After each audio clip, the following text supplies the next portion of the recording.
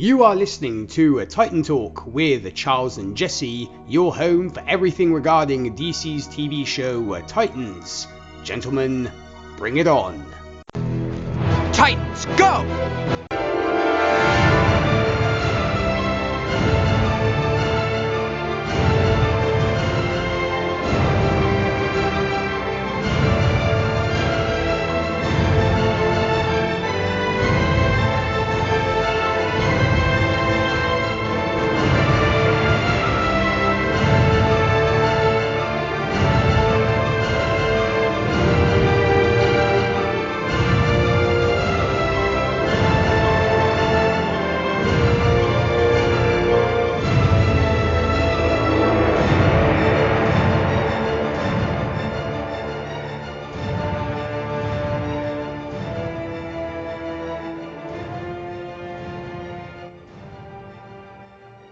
Hello again, Titans fans. Back in Titans Tower once again. I'm Charles Skaggs, ready to talk some Titans with my favorite Titan talker, everybody's favorite Titan talker, Jesse Jackson. Hello, Charles, and as always, you are my favorite Titan talker. You're a big liar. We are ready to discuss the season finale, luckily not the series finale. Nope. Of the show Titans. We did get an answer on why they stopped at 11. Yes, we did. I don't know if it's a good answer, but it's the answer. No, thankfully one of our helpful listeners out there were kind enough to respond to a post on the Twitter machine. And, yes, and also a post-episode interview. I don't remember which production person. It wasn't Jeff Johns, but it was someone on the show, one of the showrunners, answered and did say the reason why they decided to stop at the point they stopped at. All right. So, that'd be interesting to get the official reason versus what everybody thinks probably happened. Sure. So, all right. Here we are. We're going to talk about the episode Dick Grayson, the latest in our rather uninspired episode title series, the season 1 finale of Titans that just aired on December 21st, 2018, and the 11th episode of what was supposed to be a 12th episode season, but this is the season finale, written by Richard Hatem, or Richard Hatem, depending on your point of view, who wrote the previous episodes Origins, Jason Todd, and Donna Troy. And this episode was directed by Glenn Winter, who, if you're a fan of the Arrowverse series on the CW, Arrow, The Flash, Legends of Tomorrow, etc., he's usually the director that directs a lot of the big special effects episodes. Okay. And they brought him in here for the Titans Season 1 finale. So we'll see how he did. I kind of chalk it up more to the script than rather Glenn Winter's direction, because I thought the direction was actually rather good for what we were presented with. So, Jesse, I want to get your thoughts. I'm guessing we're going to get the return of Captain Grumpy this episode. Not just Grumpy. By the way, I have the article up. Okay. They were talking to a Greg Walker, who is one of the showrunners. Yes. And so when we get to that part, I'll be able to quote what he says. Okay. I was just disappointed in this. I feel like we never got a complete story this whole season. I feel like we have spent the whole 11 episodes setting up season 2. Yeah. And I just don't know I think that's asking too much from a fan. Because even heavy serialized shows, Game of Thrones, American Gods, whatever you want to do, they give you a full story. Right. And I would argue that we did not get anything close to a full story this season. We got some good episodes. We got some nice little mini stories, like, the nuclear family being introduced and being destroyed. Yeah. But there was no true storyline. No beginning, middle, and ending of a seasonal story arc. No. And when I saw how this ended, and to be fair, as I was watching this, I kept going, I'm on my computer. Yes. And you can see on the little time bar how much time. I'm like, they're not leaving a lot of time. They're not. And then when I saw, I think a lot of us were let down that the episode was only like 40 minutes. Yeah. Considering it was 11 instead of the 12 episodes we only got 11, and that was only a regular sized episode in what has already been rather short running times for the episodes. Yeah. So a bit of a letdown there as well, I think. Yeah, so that was my biggest story, that if I talk about the episode itself, which we will, a perfectly fine episode. Right. Actually had some really nice moments in it. But as a season 1, I would almost have to give this either a failing grade or an I for incomplete, because you are a writer. You have been published. Right. And you just said it well. You need a beginning, a middle, and an end. At least in something, and I'm not complaining about a cliffhanger. That happens all the time, but you get at least some kind of story. And Joss Whedon was the best at that, at giving us a whole story on each arc, and then setting it up so that for the next season. Yes. Yeah. It just seemed that there wasn't enough closure at the end of this season, in this episode. And again, I also didn't have a problem with doing a cliffhanger, but there needed to be kind of something to bring everything that up to this point together. And I don't think this episode did that. No, and in fact, it just seemed to like, okay, well, we'll just kind of like burn an episode, in another slight detour in this kind of hallucination that Dick Grayson experiences in this episode at the hands of Trigon. And we said that we would, at least if I remember correctly, and I may just be remembering my thoughts. Yeah. But I'm going to put you in my arms and either we'll sink or swim together. Okay. We said that Hank and Dawn, we will forgive their placement in there, and that if it ends up tying to the ultimate season finale, because her saying we need to find Jason Todd, it didn't cling to it. It did not add to it at all. No, I mean, that episode. It was an unresolved plot thread that is presumably going to be picked up in season 2, but it's not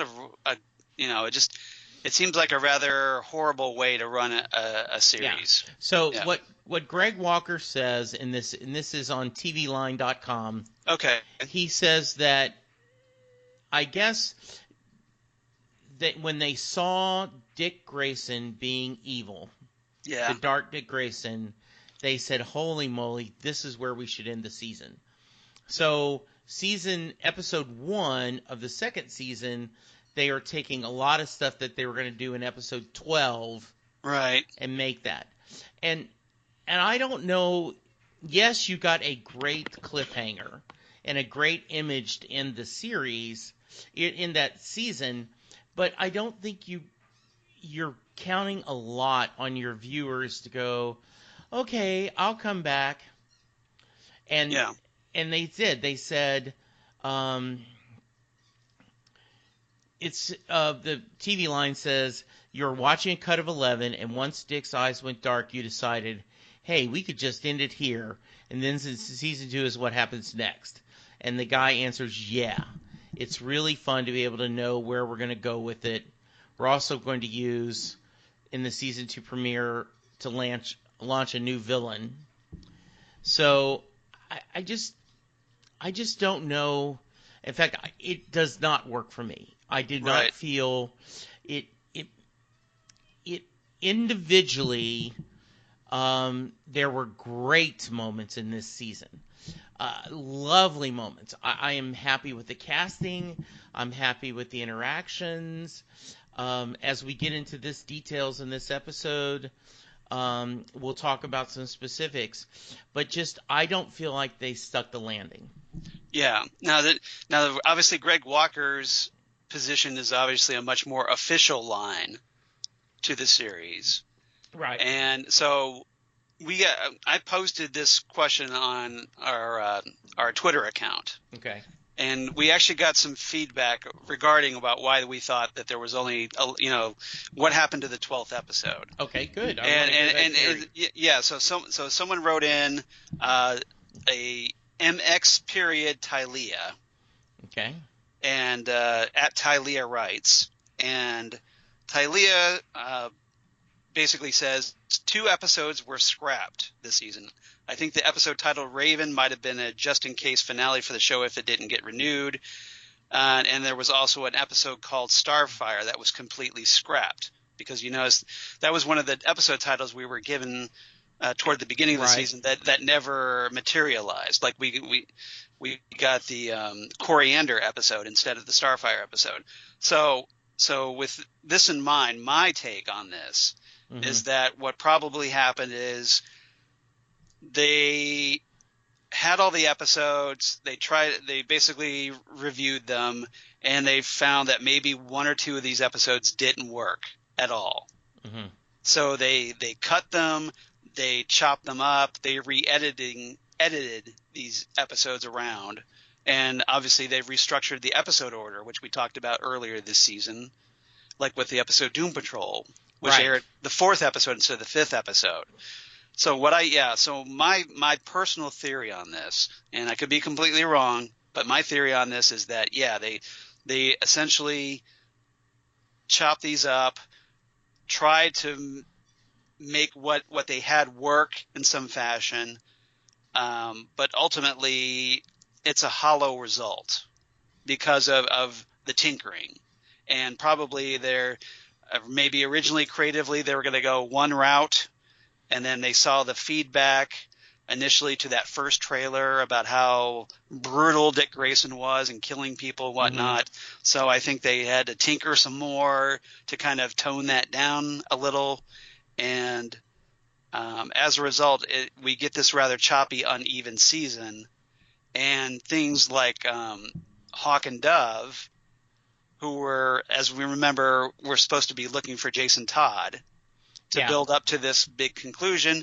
Ultimately, we don't get that in the first season. You would think that would be like, okay, they show up in the finale and they help take out Trigon and that would be it. But they decided to do what they did. They cut here, and what does this mean that the second season is going to get an extra episode? We don't know. We don't know. There's no official confirmation about that at all, if you notice, in Greg Walker's statement. Right. What happens to that episode they cut? So, it just seems rather suspicious to me. Well, I am glad as a writer that we are in sync. And I am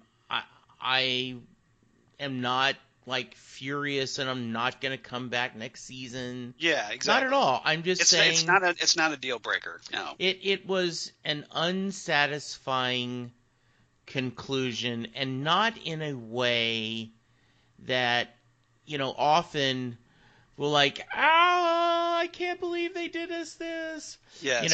This is just something I didn't enjoy at all. Yeah, it just could have been handled so much better. Yes, I agree. And I don't know if it's just incompetence on the part of the showrunners, or just they decided to, like, midstream go a different direction, and they tried to salvage what they could, and it just came out this kind of rather weak result as it turned out. So, but that's neither here nor there. We got what we got. Yes. And so why don't we go ahead and start diving into this a little bit. Yeah.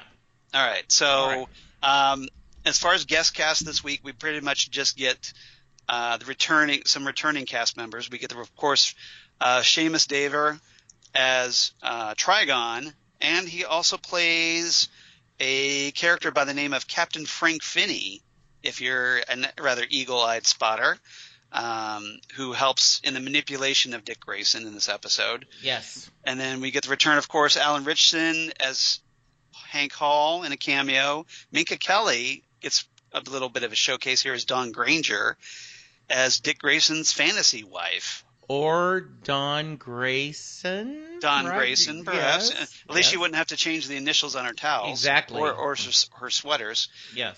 We get the return of Curran Walters as Jason Todd, albeit in a wheelchair this time, which is a rather intriguing little twist. And, of course, a cameo at the end by Rachel Nichols as Angela Azarath. Yes. So as we dive right into our main topics, let's start off with, wouldn't it be nice if we were together? And what's the line here? Let's see. Yes, wouldn't it be nice if we were older and we wouldn't have to wait so long? Yes, or in the kind of world where we belong. Yes. I was going to go with California Girls. Yes. But yes, it was. Ding, ding, ding, points to Charles. You said this would be in their mind.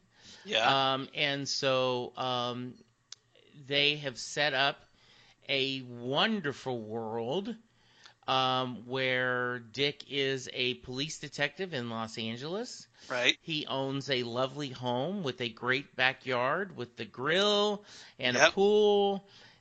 He has a son named after his father. Yes, I was wondering if you caught that. Johnny. Yes. Who's, of course, named after John Grayson, his father. Yes. He and Dawn are very much in love. And I really liked how they showed that, because I have liked Corey and Dick in this TV show. Right. And their chemistry, and I've liked Dawn and Hank. And, I've liked them together, but seeing them work in this fantasy, right, I really like them. I love their kid. We get a nice FaceTime video with the two kids in college. Go ahead. Right. Yeah, I was just going to, it's this kind of idyllic domestic bliss that Dick Grayson is given here. So he's set up in California. He obviously is married to Dawn, and she's pregnant with their second child. And it's pure domestic bliss. They're talking about like painting the baby's room and and doing all this getting ready for the baby. We see Dick. We're introduced to Dick, who's just relaxing in the pool.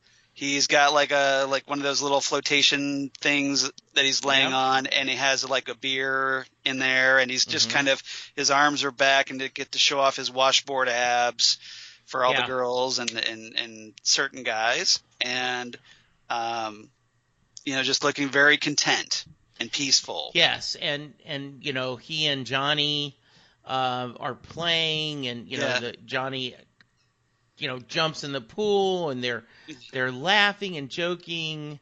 Dawn chastises him in a fun way. Your daddy had your room ready a month before you were born. Right. And Dick's like, hey, I've got an idea. Why don't I drop everything and paint the room? And it just was lovely.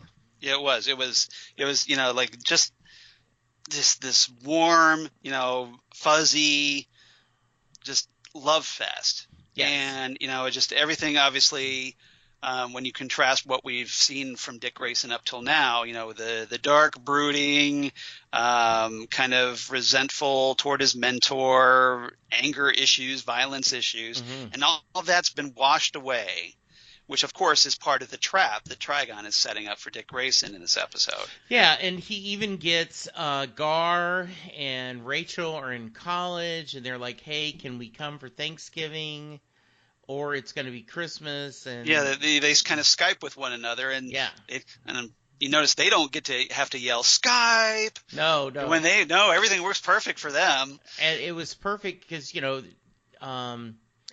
Dawn's like, well, you're going to have to share a room and you'll have a screaming baby, but we'd love to see you. Right. And did you notice they that? want both. They want Christmas and Thanksgiving. Yeah, did you notice that Rachel's hair was long and kind of styled like George Perez's version of Raven back in the day? Yes. You know, And when she wasn't having her cowl over her right. head, you And know, that kind of cut. and there was no I did not see any color. Yeah, there was no color. It was just pure black, kind of like Yeah. she was in her original comics depiction. Yeah, and that was nice. And Gar and her picking, Rachel hadn't got expelled. Gar hasn't gone to a class. Yeah, they're kind of needling each other, but they're Yeah. obviously still friends and close and Yes. whatnot. Presumably dating, maybe. Yeah. Hmm. So that was, and then then of course, that gets all disrupted by the sudden appearance of Jason Todd, and who kind of gets things kind of in motion here.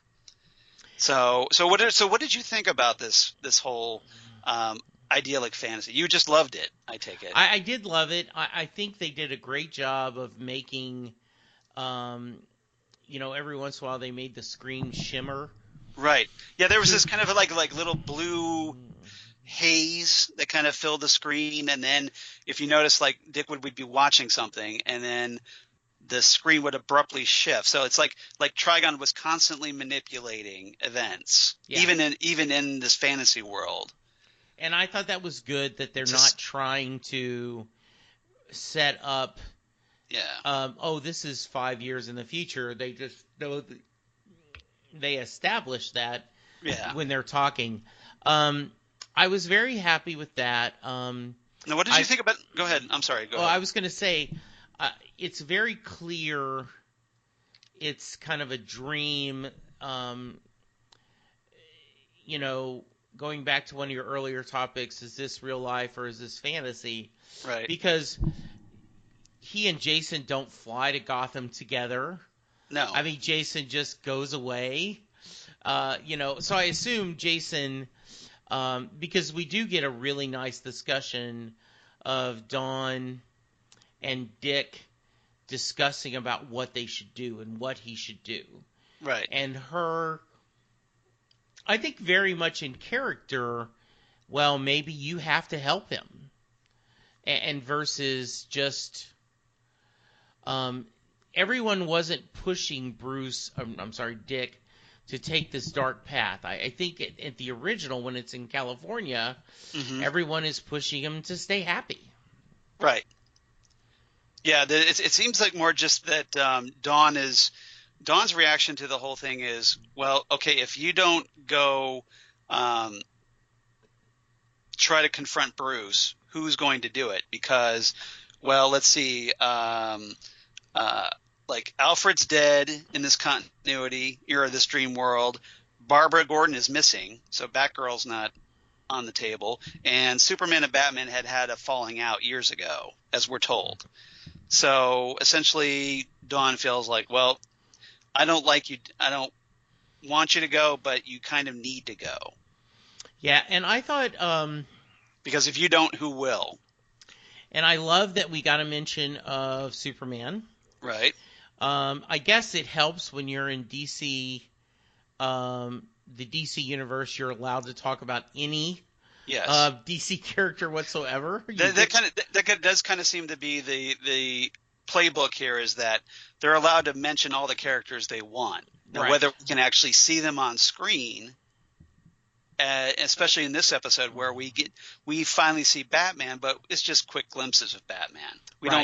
We don't even hear Batman really talking much. Yeah, and that was the other thing we talked about is who would they have play Batman? Right. And it's like just some stunt guys.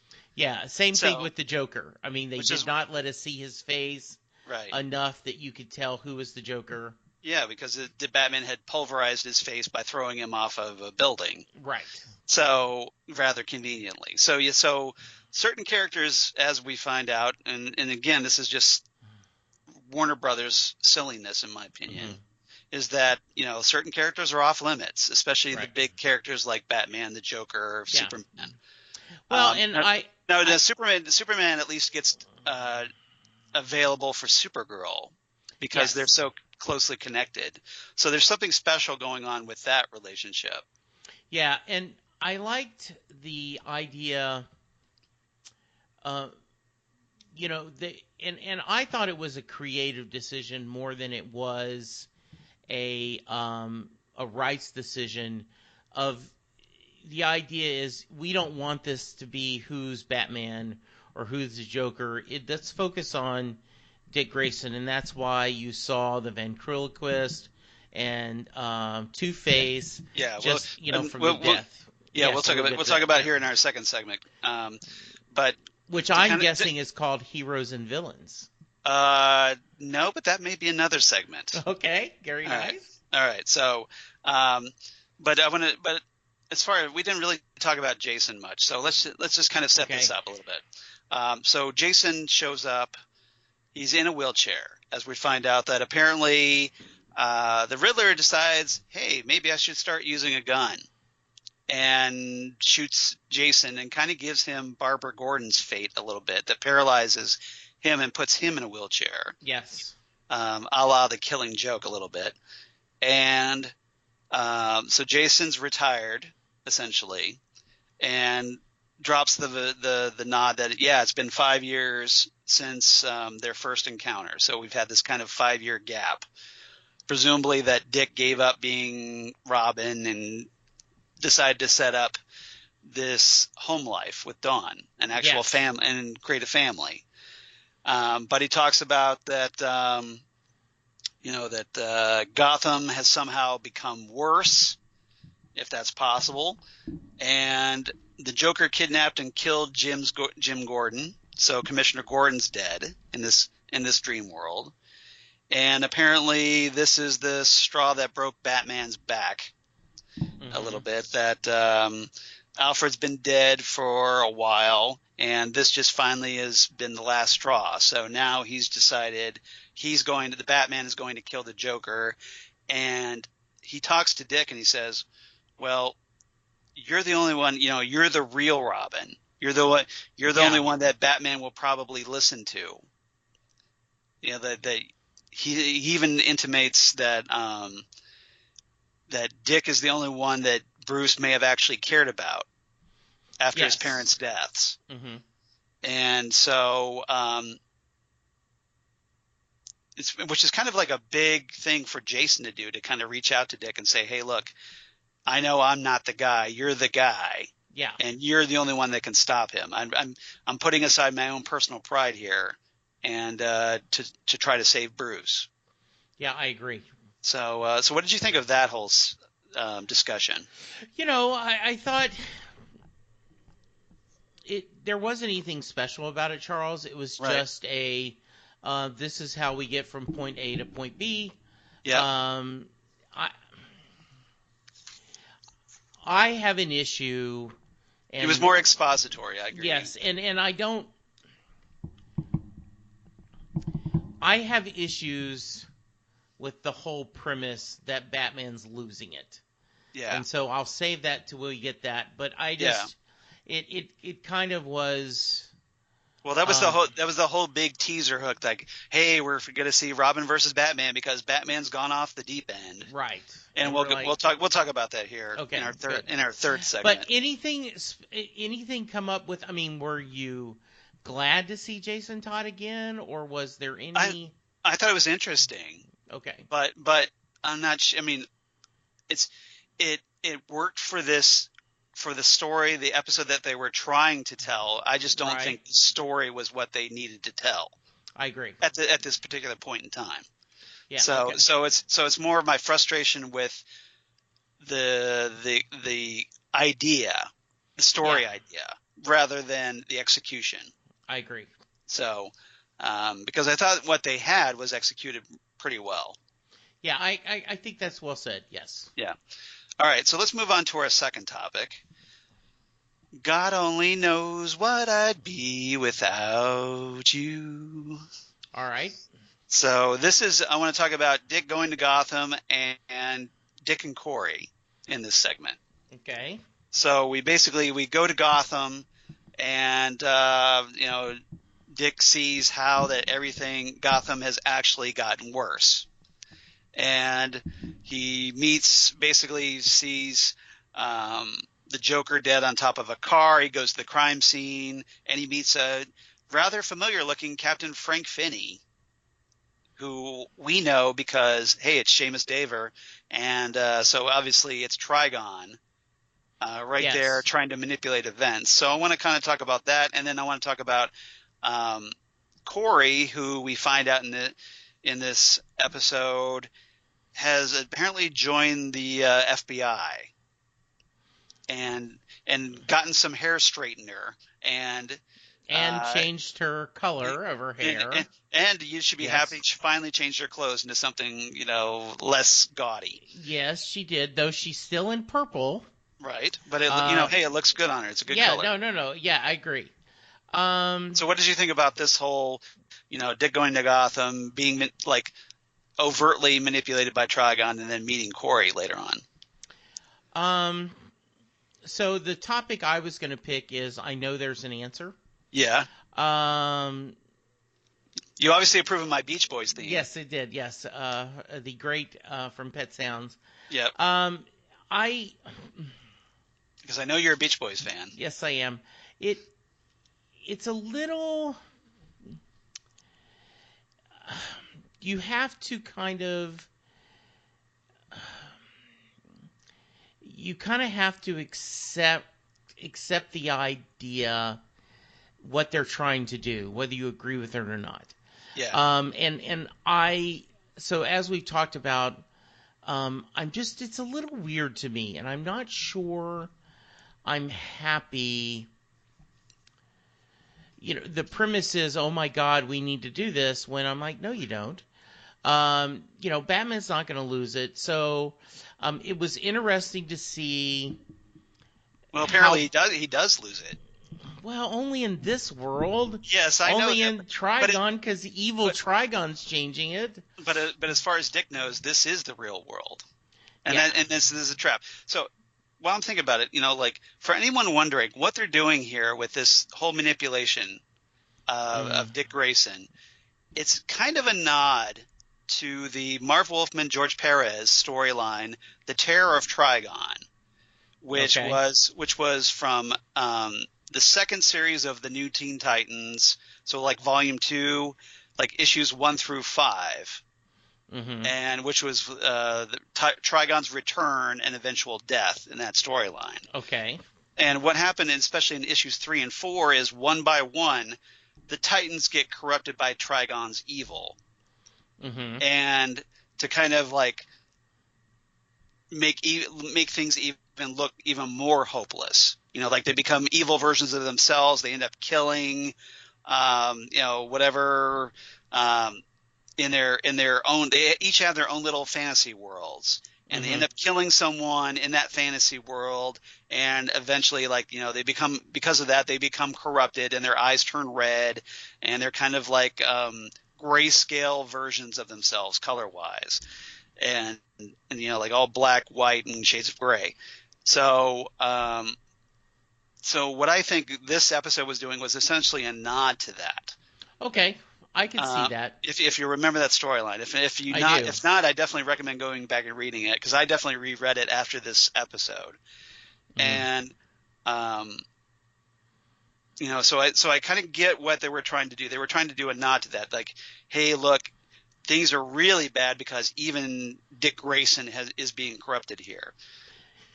Yeah, and they always show Gotham just so bad, and right.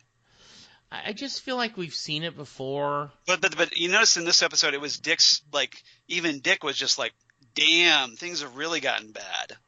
This is even worse than I remember. And that he goes to that crime scene and he sees the Joker basically face planted on the top of a car. Yeah. And presumably dead. And then, he flashes his badge and going, hey, look, I'm a cop. So apparently he's still a cop in this fantasy land. He's a detective. A detective, yeah. So apparently in California.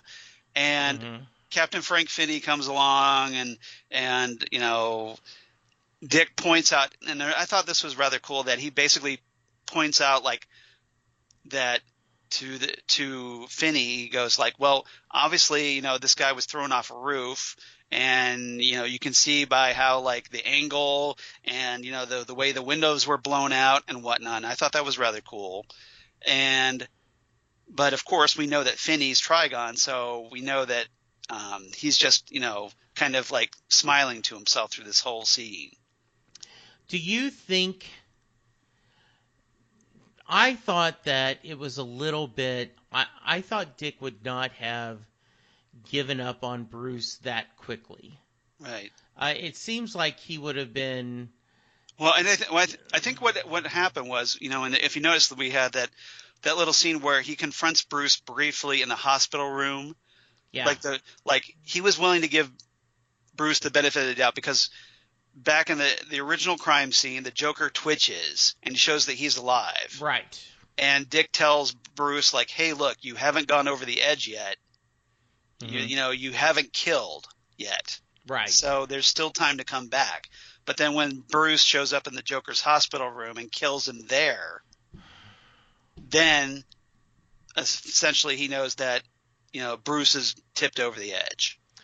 But shouldn't, and I realize he can't. Right. But you call the Justice League. You don't tell some police captain you just met, oh, and by the way, he's Bruce Wayne. Well, again, this is a victim of the budget. Yes. So we have to kind of ignore that. Well, hey, you just referenced Superman, so why don't you give Superman a call? Yes. And wrap this up. We have to kind of like hand wave that because of the budget. Yeah, absolutely. And also I think it is partly it's in his brain, and Trigon is manipulating him where he can't, I'm sure you and I both have dreamed, and when we, at the time, it feels like we had no other choices, and then when you kind of realize it's a dream, you go, oh, wait a minute. Yeah. There's a whole other option here I haven't even thought about. So they should have at least spent at least 30 seconds going with having Dick trying to reach Superman or the Justice League and failing. Right. And that would have made things make a little more sense. I think. Like when Rachel's mom says, "Oh my gosh, he's dying. You've got to do something." Right. Oh, I know what'll happen. Your father's got enough strength to heal him. Right. So if Dick was trying to call, the secret, to call the Hall League number, call the Hall of Justice. Yeah. And all of a sudden, the captain's going, look, we don't have time. Yeah. We've got to do this. He is on a rampage. So just, Yeah. So, Dick ends up meeting up with Corey, who we find out again, who's an FBI agent.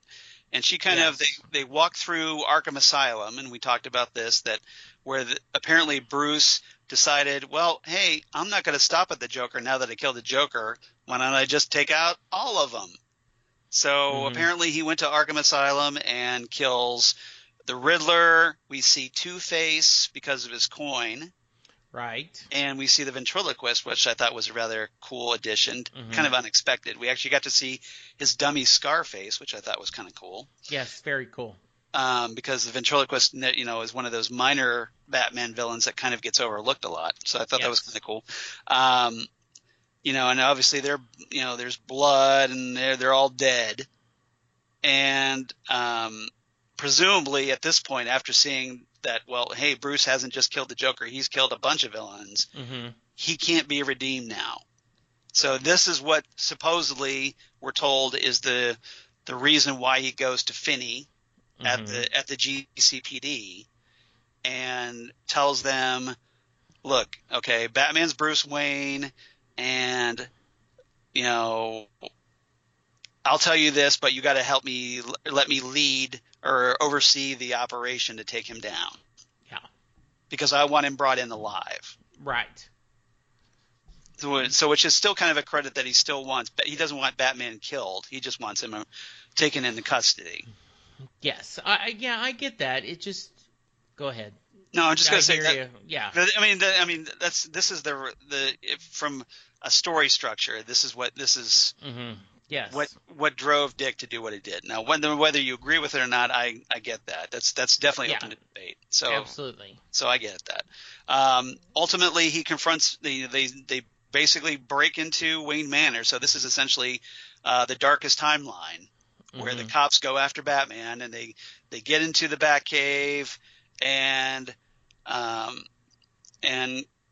Batman actually kills Corey with a presumably Mr. Freeze's cold gun, and kills her. So this is essentially Dick's worst nightmare, that he loses, Corey, who he obviously has come to care about. And that kind of like sets us up for the big confrontation. So anything else about Dick and Corey in this episode? Do you want to talk about? No, I do think it was,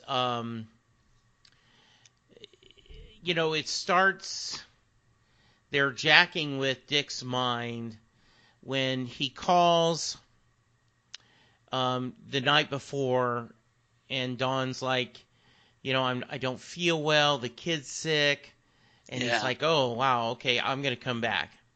And then they make where he can't. Right, and then Dawn kind of drops the bomb that, well, hey, Hank came along to help finish painting the bedroom. Yeah, and he's like, hey, buddy, you're out of beer.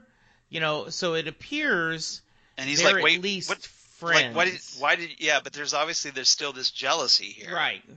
And then why Dick gotta get back to Corey? Well, of course it is. So then Dawn gets jealous. So essentially, it's like neither of them, completely trust each other here. There's still this kind of jealous animosity. And that's Trigon manipulating emotions. Them. Yeah. Yes, yeah. Adding this pressure. Exactly. So I thought that was well done. Okay. And realistically. Yeah. All right. So let's move into our third and final topic, which you've already guessed.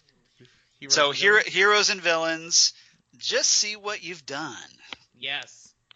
And this is obviously Dick and Bruce I want to talk about, because this is the big showdown, and in the Batcave where Dick battles Batman. And what did you think of that whole big showdown in the Batcave? For what it was. It was okay. It was fine. Yeah. I mean, I thought the direction was good. I thought Glenn Winter did a good job with the direction. It was very, gripping. I did think it was a very good direction, and you could tell,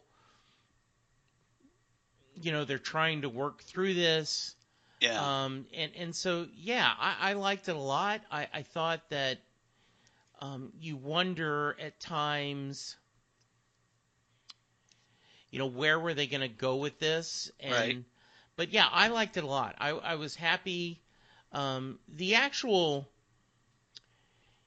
if this had been truly episode 11. Right. And we ended with this, Dick making the decision to kill Bruce. Yes. And then becoming corrupted. Yes. Yeah. And then we cut to, we know we've got another week. I'm going, oh, yeah, Charles, this was awesome. Yeah. I love this. This is such, even in the fantasy world, I can't ever picture, Dick killing his basically father and mentor. Yeah. So yeah, but since it's the season finale, I'm like, really?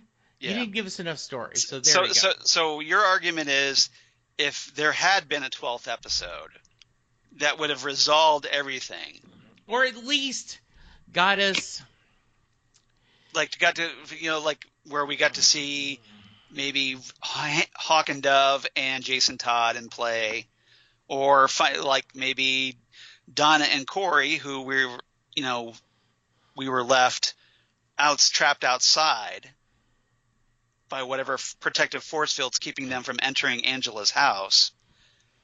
Maybe that somehow they get in and they confront Trigon. Yeah, and I'm okay if they had fought to a draw. Yeah. Or even if they had But there even should if have been. they had lost, but they've all should have been there. All Yeah. the Titans should have been together and fighting them versus, Yeah. they're still all scattered around, and it's unfinished. Yeah, it is, and I agree. I actually agree with that. I think if there had been a 12th episode, there should have been some kind of confrontation with all the team there. Yeah. Even if maybe it doesn't get finished, maybe if there was a cliffhanger in episode 12, Yeah. it would have still made episode 11, this episode, a little more it would have worked, I think, a little better for a season finale. Absolutely. Just the idea that you end season 1 on a hallucination where Dick becomes corrupted. Yeah. That was a poor call, I think, on the part of the showrunners. I think maybe, like Greg Walker tries to say, oh, this was we decided this would be the great cliffhanger. Well, no, it's not. Yeah, I agree. That wasn't the moment you needed to cut. Yeah, you needed to give an episode after that. Yes. To make it work, and they didn't, I think. Yeah. That's my take. Right. So we have this. Dick gets buried, or buries Batman in rubble after, the bombs. He sets off these bombs that were placed throughout Wayne Manor and whatnot, and the Batcave caves in and whatnot.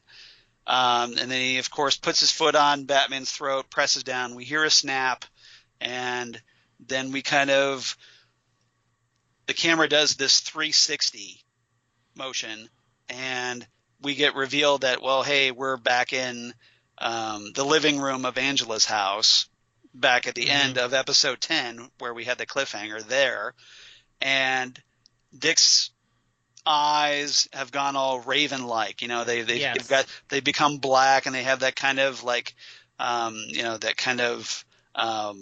broken blood vessel look around them, just kind of like Raven has when she uses her powers. Yeah, exactly.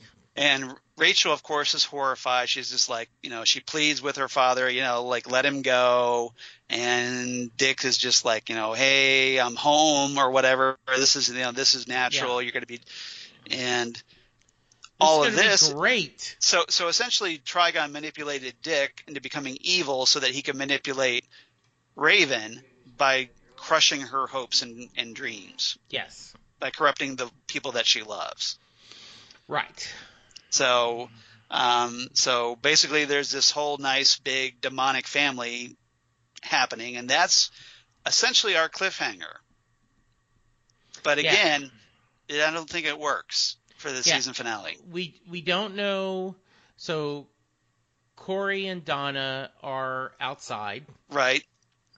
We don't know where Hank and Dawn are. Right. Presumably on the way to get Jason Todd, although they don't know who Jason Todd is, so that could take a while. We don't know. We assume Gar is okay. Right. And there's Raven kind of stuck. But remember, Rachel. Gar, was starting to become corrupted himself by seeing that dark image of his reflection in the mirror with the bloody lips and whatnot, the bloody mouth. Yeah. So presumably, we have Dick and Gar under Trigon's power. Well, and also presumably Arella, or Angela, and is going to try. Basically, he's trying really hard to break Rachel in the process. Yes. So something's going to happen to kind of we have a sort of impasse here right now. So the question is, where do we go from here? Yeah, and I guess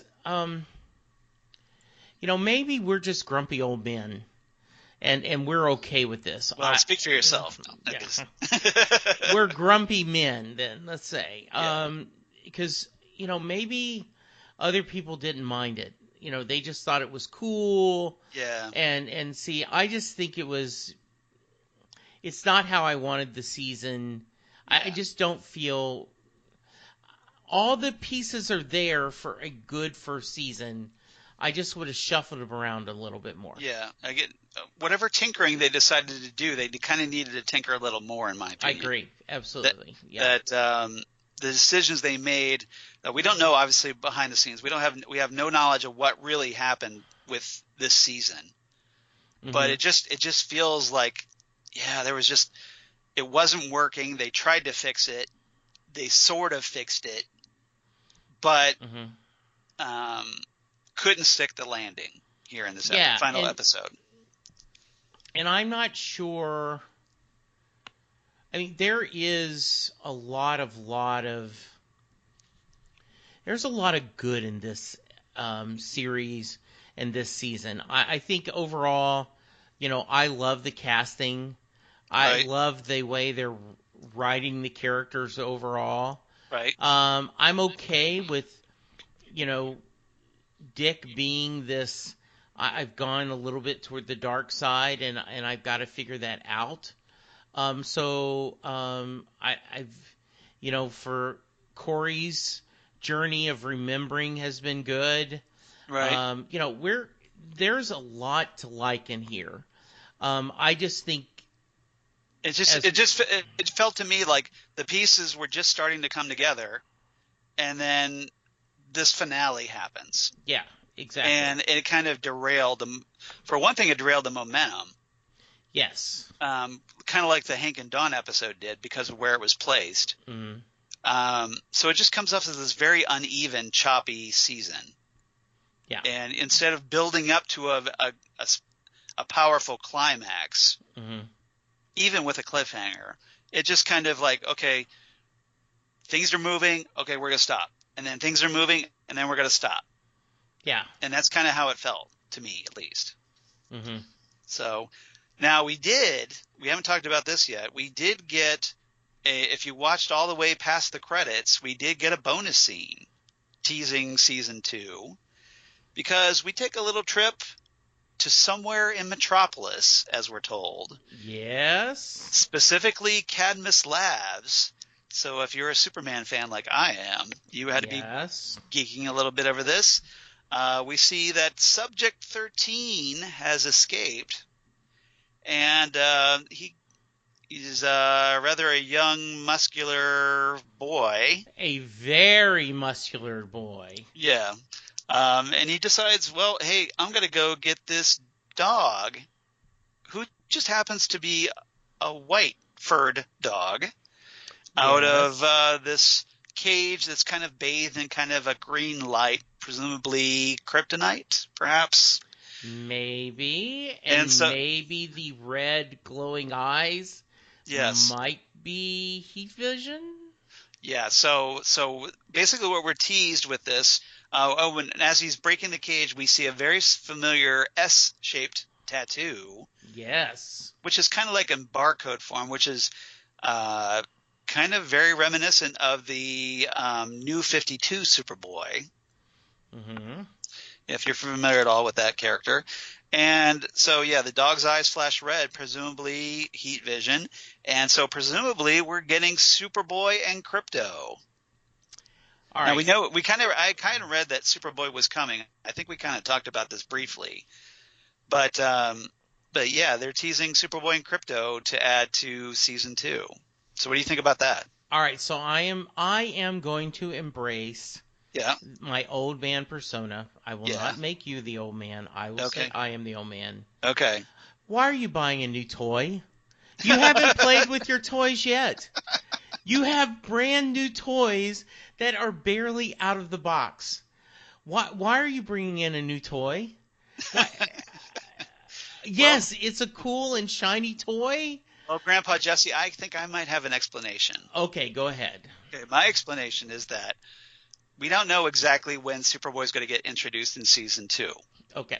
So maybe they're just kind of teasing this for down the road. But they kind of wanted to tease it for the fans, like, hey, come back for season 2 because, hey, we're going to have Superboy in it. Since we did such a lousy job of giving you a reason to stick around with season 1. Right. Look. Yeah, exactly. Like dangling the shiny keys and going, oh, look at this. And, don't and pay attention. Don't stop paying attention to the finale you just watched, and we're kind of a little bit let down by. yeah, so I know I may not be totally right, but I'm not totally off base to say you don't need a new character. You haven't even fully, I mean, not even started to get the characters you've got going Right. now. Well, we also know that, and coming up in season 2, we're told, remember, Terra and Deathstroke are going to make an appearance because they're going to be doing something with the Judas contract. So presumably they have to wrap up this Trigon storyline before they start tackling the Judas contract. Mm-hmm. Unless plans have changed for that as well. We don't know. Yeah, I don't know either. But It's just, yeah. Everything's just kind of up in the air right now. It is. And we don't know.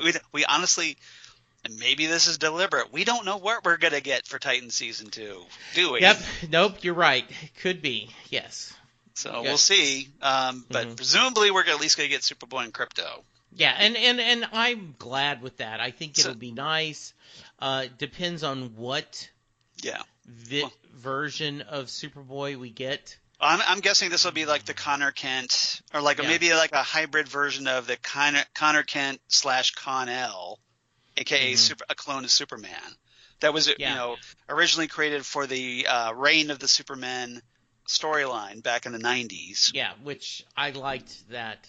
Yeah, the kid. Superboy. Yeah, back in the day, but who eventually became Connor Kent, and who eventually joined the Jeff Johns Teen Titans. Right. So with Johns in the mix, I'm guessing this will be that version. Yeah. That would be my guess. So yeah, we'll see. But that would be where I think the smart money is. All right. All right. Anything else about this episode before we move on? Nope. I liked it. If I take it just as a standalone episode, hated it as the season finale. Yeah. And I think that will show in my ratings. Okay. So do you have any favorite lines of the episode before we move on? I did not write any lines. How about you? I wrote a few. Okay. There weren't that many great lines because obviously Dick's being confronted by all this horror and tragedy. Yeah. And evil Batman, or darkest timeline Batman, I should say. If you're a Community fan, you know what I'm referring to in Darkest Timeline. Yeah. So I have this exchange between Dick and Jason,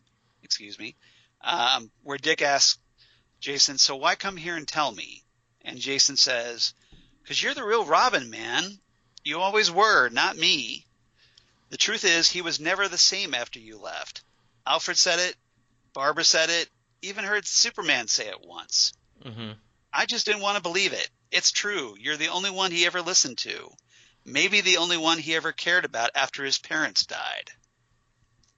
Okay, that's nice. So I thought that was a good line. That is a good line. And you get that they mentioned Superman, which is very nice. Yep. And there was that showdown where Dick tries to reason with Bruce, goes to the, before the grandfather clock that leads down to the Batcave. And says, "Bruce, are you there? Come on, I didn't come all this way to talk to a damn clock." Yeah, I loved playing the keys. Yeah. Would That's open it up. That was a nod to Batman Begins, if you remember. Yeah. So. Yeah, I like that a lot. I mean, I guess you couldn't do the Shakespeare bust, but. That was nice. That was really nice. It was. And then there was the exchange between Dick and Corey later in the episode that I liked, where Dick's going, "If there's a chance I can save him, I'm going to try." And Corey responds, "And what if you can't save him? Have you thought about it? If he lost his conscience," and Dick interrupts, "he never had a conscience. He had a code, a sense of justice. I was the one with the conscience, which means he slept at night while I stared holes in the ceiling." Good. So I thought that was a decent line. But that's all I have. So all right. With that, what's your rating for this episode? As we start with a sigh, a deep sigh. You can be honest. It's you're perfectly entitled. You don't have to sugarcoat it if you don't want to. I'm gonna give this six clean sets of sheets. Yeah. I just am not. I just didn't care for it because of in context. Yes. Like I said, if the show itself, I mean, the episode itself was well done, and I Right. would have probably given it or a 7 or an 8.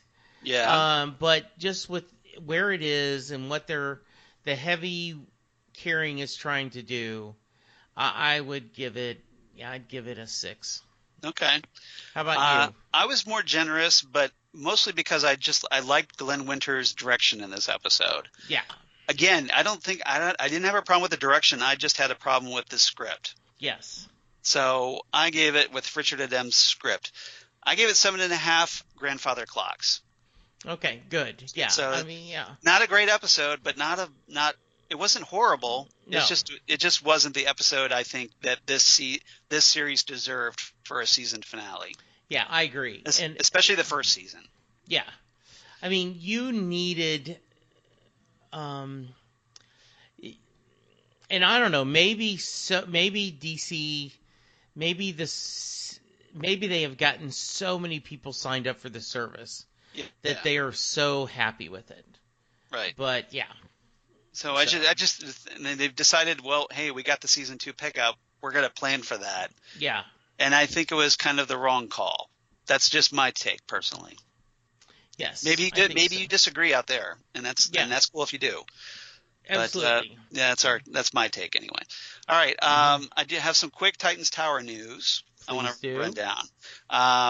Now, obviously, Young Justice is the next DC Universe series coming up here on January 4th, 2019, which is just right around the corner, if you can believe it. We got the episode titles for the first 3 episodes, and they are Prince's All for the first episode, Royal We in the second episode, and Imminent Threat in the third episode. And in these first few episodes, we're basically going to find the Justice League facing a horrifying incident on the planet Rann, home of Adam Strange. And Dick Grayson gathers an elite squad of heroes to shut down a metahuman trafficking syndicate in Markovia, which of course means Geoforce is going to be in play. Nice. Because, hey, remember this subtitle of this season is Outsiders. Mm-hmm. So we have Dick Grayson, Artemis Croc, aka Huntress or Tigress, take your pick.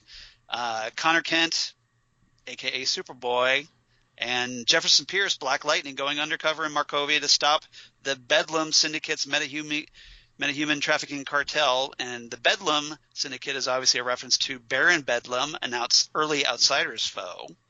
Nice. So go back to, I think, episode or Batman and the Outsiders, Volume 1, Issues 1 and 2, if you want to learn more about that character. And then Connor Kent, a.k.a. Superboy, and Prince Brian Markov will be in the clutches of Count Vertigo, leaving Dick Grayson, Artemis, and an emotionally damaged Jefferson Pierce to save them and put an end to the Bedlam Syndicate. So those are our first few episodes of Young Justice. So I'm looking forward to that because I'm a big Outsiders fan, for one. Yeah. And, hey, it's going to feature some of our Titans characters, Dick Grayson, Connor Kent, and others, I'm sure. Yeah, I think that'll be a lot of fun. And we're probably not going to talk about every episode as they come in. Right. But we'll do every 2 or 3 episodes depending on my schedule. This is more my schedule than Charles's. Right. And then we'll do a tour. We'll do at least a maybe like the occasional recap. Yes, of some episodes. So yeah, at least until Doom Patrol, because everybody's looking forward to Doom Patrol, and that comes out in February. And I do have some news about that. Oh, well, please share. All right, so if you're a fan of Grant Morrison's Doom Patrol, and if you're not, shame on you, it's awesome. Character that, if you're a fan of that run, you may be really happy to hear this, that Danny the Street has been confirmed by the website Geeks Worldwide. And so Danny the Street will appear on Doom Patrol, and he'll still be a sentient street that kind of moves around. But here he's going to infect people with his personality. And because if you remember in the comics, Danny the Street's also not just a sentient street, he's a transvestite sentient street. And Danny, of course, is going to have a very vibrant personality, can communicate with people through signs in shop windows and typed out messages. And if you're a little curious about the name Danny the Street, it's actually based on an actual English-Irish drag queen named Danny LaRue, which translates to Danny the Street in English. So that's where the name came from. And also to appear is this villain named Darren Jones, who appears in Danny the Street's first storyline. And he's like a guy obsessed with destroying anything that is of a peculiar nature. And attempting to kill Danny is what brings him into contact with the Doom Patrol. So that should be a fun episode or two, I think. So very cool. And if you're a fan of the Grant Morrison run, you should be definitely looking forward to this. And Doom Patrol is going to be like the weirdest thing DC's ever put on television, I think. And it's going to be a lot of fun.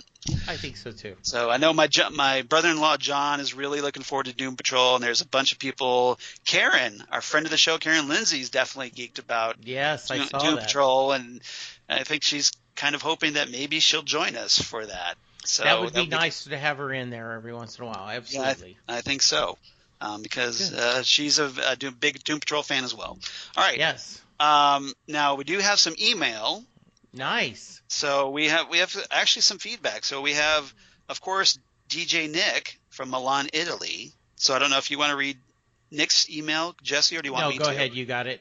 Okay, I've got it. I don't have it in front of me. That's okay. I've got it here. So Nick says, hey, guys, just watching the above-named episode, Dick Grayson, and here are my first thoughts. And I will keep it short, seeing as we will be discussing this in better detail on the next episode of the podcast. Boy, you tease.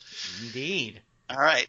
He says, I found the nightmarish apocalyptic scenario interesting and disturbing at the same time. What a mind trip for our beloved boy wonder to go on at the hands of Trigon and talk about a tease for things to come next season.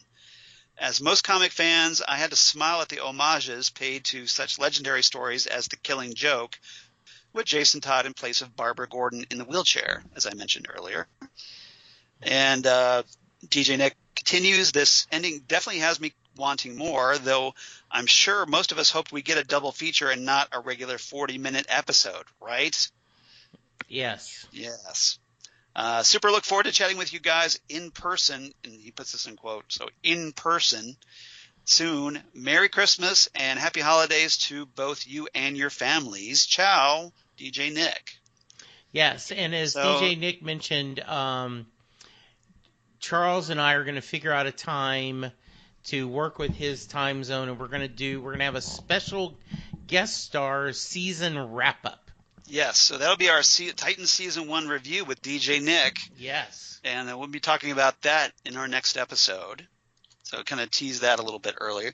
Now, we also did get some Twitter feedback from Ann Deacon, a.k.a. Scaper Anya, on the Twitter machine. So hello, Ann. And she dropped a few tweets, and so I just thought I'd read them here. She says, just listen to the Coriander Pod, so our Coriander episode. Nice. Analysis was pretty spot on as usual. Well, thank you for that. Mm-hmm. Angela, and whether she or not she was playing a long con or was being unduly influenced by the evil of the house, I'm with Jesse. This gives her more agency, even if it does make her evil. So apparently Anne agrees with you that she was evil all along. Yes. So that's okay. I'm cool with that. The trailer for episode 11 is epic for sure. The description on the DC app confirms that Trigon has put Dick in a dreamscape. I think they're going to start the show with Dick living in the suburbs with no explanation. Well, as it turned out, that was exactly the case. Frustratingly, someone on IG posted a pic of a screener that shows a runtime of episode 11 is only 43 minutes. I can't imagine they can tie up loose ends in such a short space. Well, as it happens, they didn't. Exactly. Cool. Titans was getting better with each episode until the last two episodes. Still good, but slowed momentum. I totally agree with you there. You are right on board with us. Yes. Yeah. Still, I'm holding out hope that they stick the landing. Well, as we surmised, they didn't, but maybe you felt differently. Yeah. By the way, thanks for the shout out. First person to pronounce my name correctly the first time. Well, you're very welcome, man. So finally got one right off the bat. So Good deal. I'll send an email next time. Didn't mean to multi-tweet. But so that's Ann Deacon. So Ann, thank you very much for writing in, and thank you very much for listening to Titan Talk. We definitely appreciate that. Absolutely. As we appreciate all our listeners for tuning in, and hope everyone had a very happy holidays. I know that like whether you celebrate Christmas or Hanukkah or solstice or Yule or Kwanzaa, whatever you celebrate, if you celebrate something. Yes. I hope you enjoyed it, and I hope you had some good memories with your families. Mm-hmm. Yeah.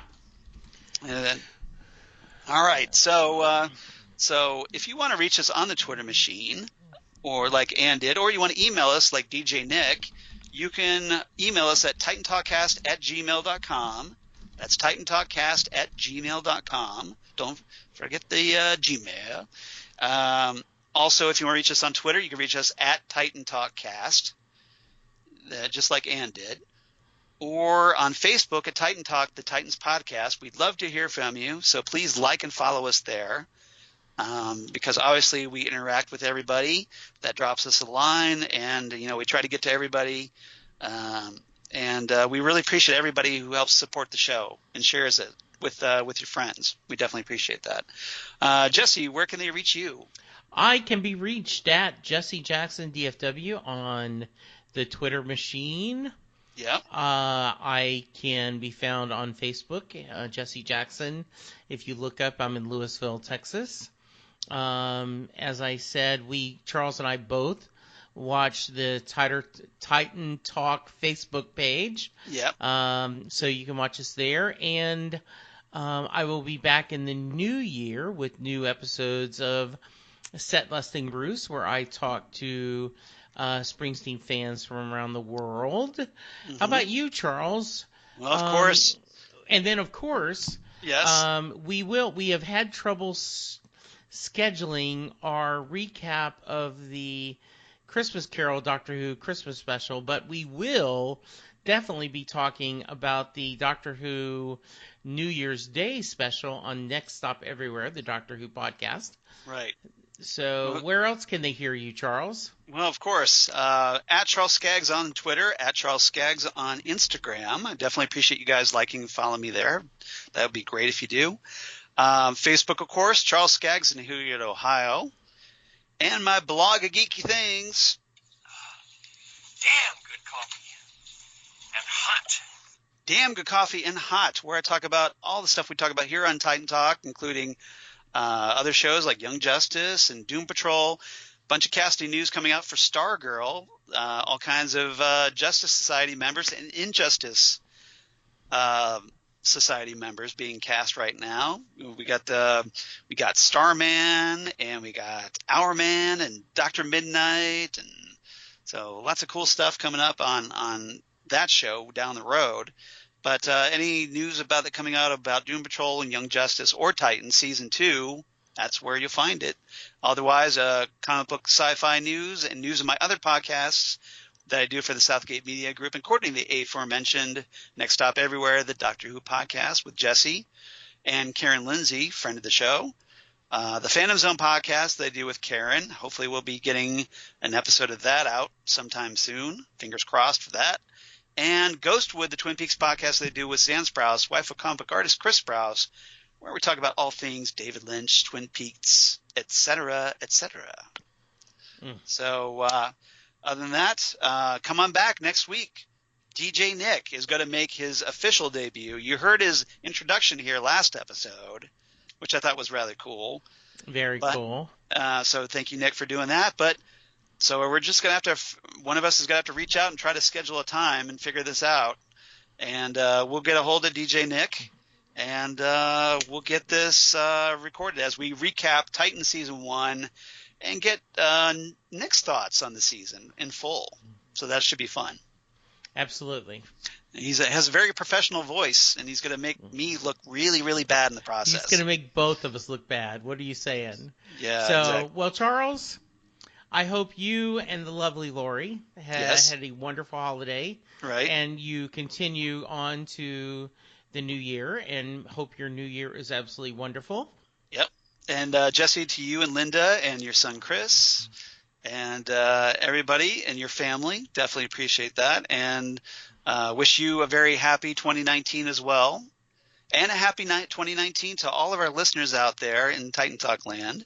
We definitely appreciate all of you, and hope you have a great new year and a great upcoming DC Universe new year.